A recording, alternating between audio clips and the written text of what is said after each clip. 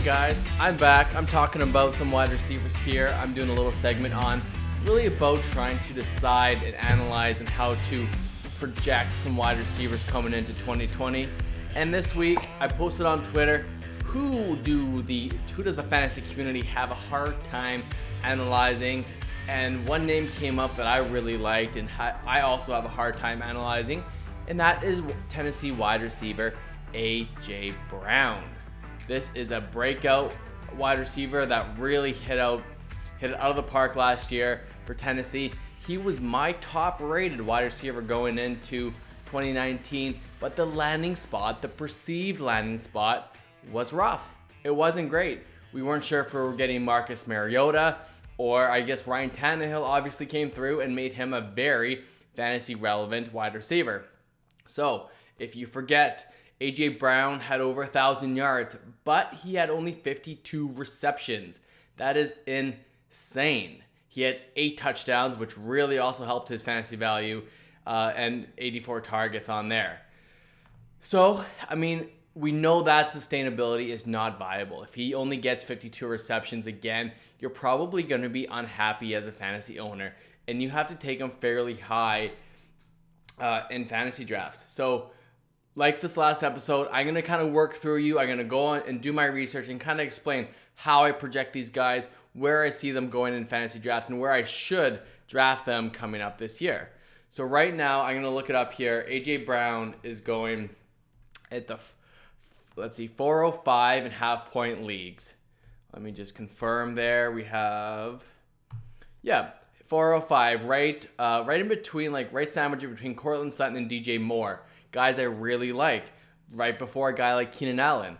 But his variance is, I guess, pretty high. He's going either at the top of the 3rd round or mid to back of the 5th round.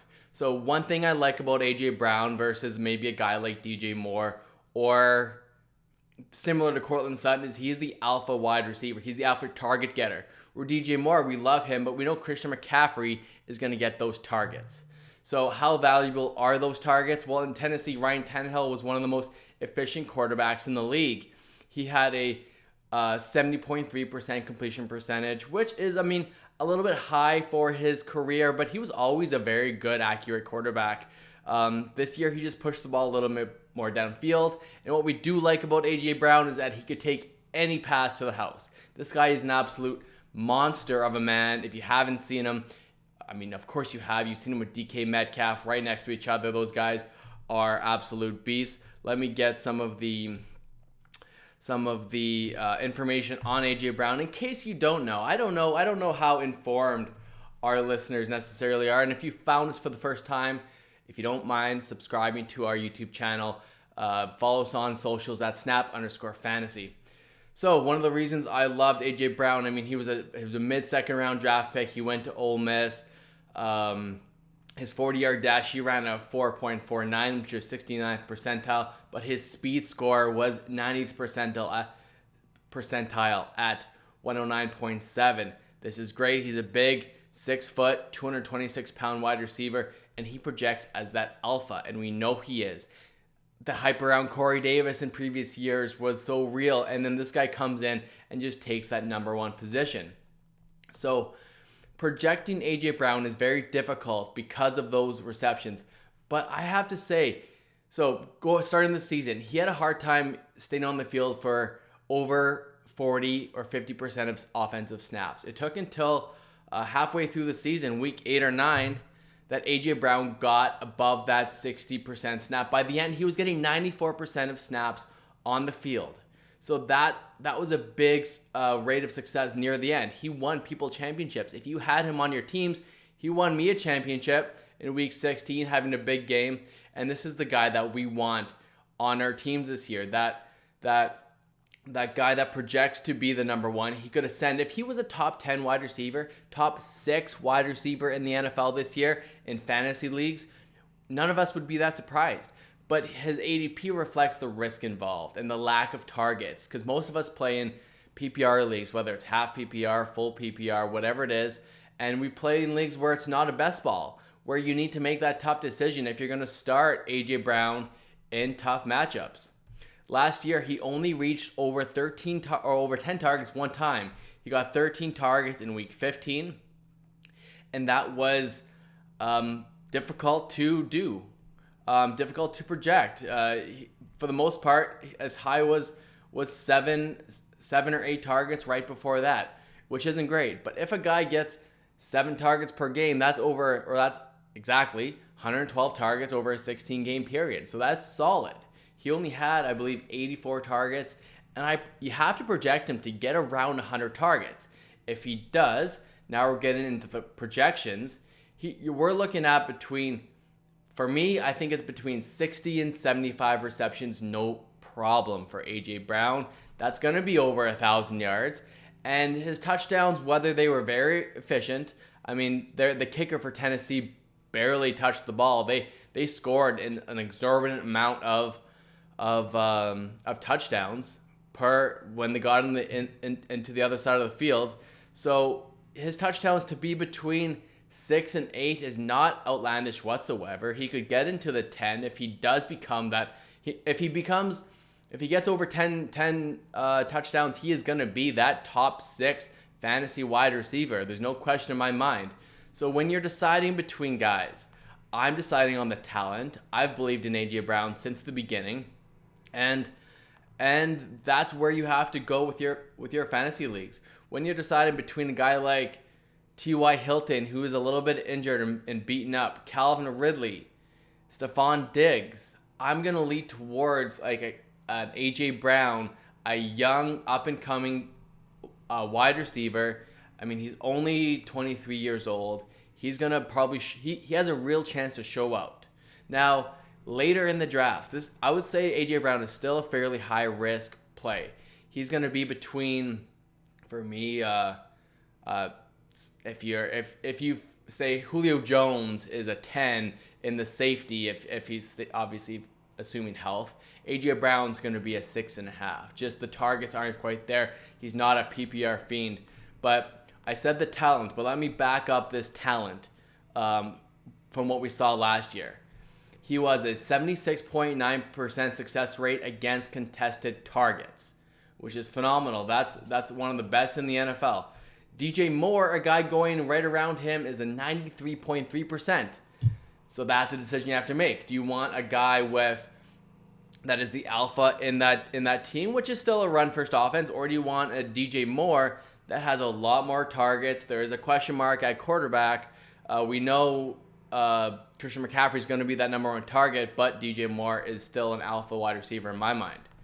Next, I'm going to go broken tackles. He was one of the best at 2+ broken tackles.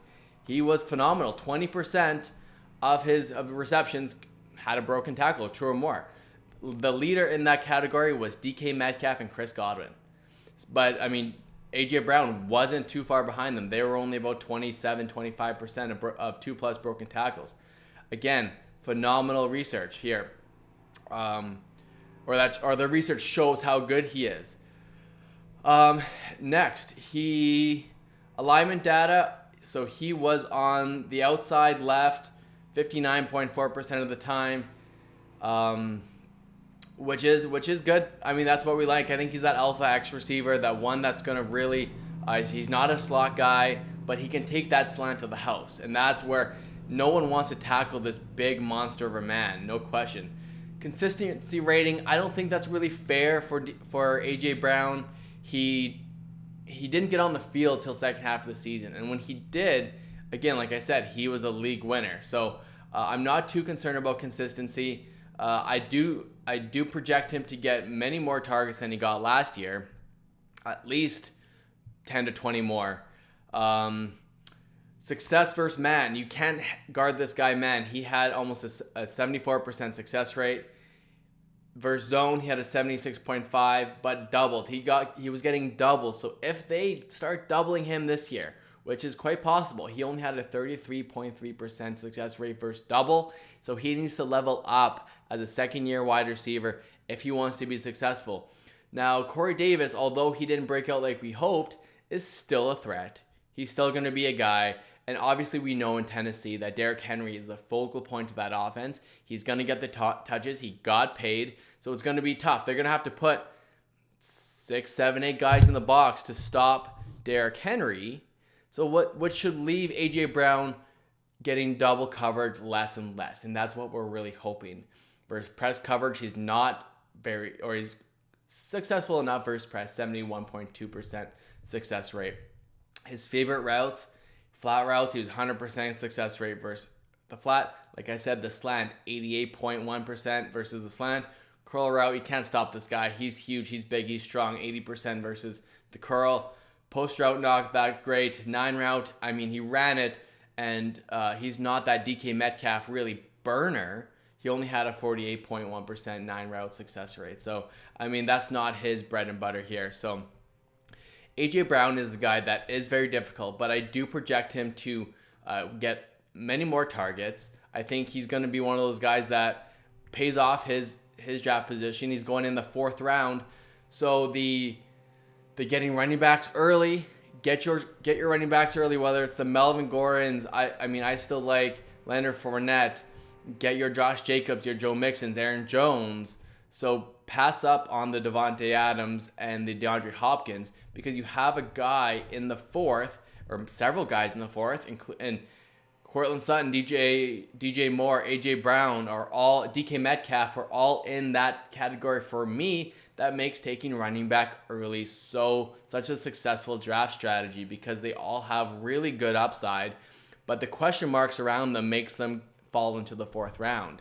So where there's not really a perceived question mark between the Julio and the Tyreek and the Devontae Adams. So the risk level between a guy like DeAndre Hopkins and AJ Brown, to me, are kind of similar. I mean, I'm not sure if that's a hot take or not, but DeAndre has a new quarterback. We assume he's going to be that dominant guy, but it just seems like the AJ Brown and DK Metcalfs and DJ Moore are the future dominant guys. They're the future guys where Hopkins was that a few years back, where he wasn't that locked and loaded number 1 guy like he was last year. But these guys are right around the corner. It's not too far. It's not too outlandish to project them being that guy in the NFL in a couple years. So that's where I like AJ Brown. My final projection, I would say, I would say maybe a high end, an optimistic view of AJ Brown is going to be, we'll say 79 receptions, 1,125 yards, 8 touchdowns. We'll give him 1 rushing touchdown just for good measure, because I think they're going to do pretty good in Tennessee to get him that ball. So that should put him as I would say top 12, 13 fringe wide receiver 1, and getting him in the 4th round. I think that's a great value. So hopefully this helped. Kind of work through my projection. I think his low end is still 1,000 yards, but it's going to be getting those 4 touchdowns. His receptions could go down to around 60, and that's going to be where you're going to have games where you're going to be disappointed with him. So if you like the guys I mentioned around him a little bit better, maybe fade AJ Brown. For dynasty purposes, he's awesome. Like I said, long term, for him to be a 1st round pick in the future is not outlandish to me. So if you're in some kind of keeper league, he's a guy that's still super young, has time to grow, and Ryan Tannehill I don't think he's going anywhere, and I think he's going to be very serviceable as a quarterback for AJ Brown. So that's it for me. Hopefully you guys liked my analysis on AJ Brown. If you had any questions or concerns, make sure you hit me up. I'm Lando_FF on Twitter. All of our socials are Snap_fantasy. And make sure to subscribe, comment below. Hopefully you had fun. There's lots more content like this to come up to get you prepped for the NFL season. It's coming up fast, guys, and we'll see you next time. Thanks.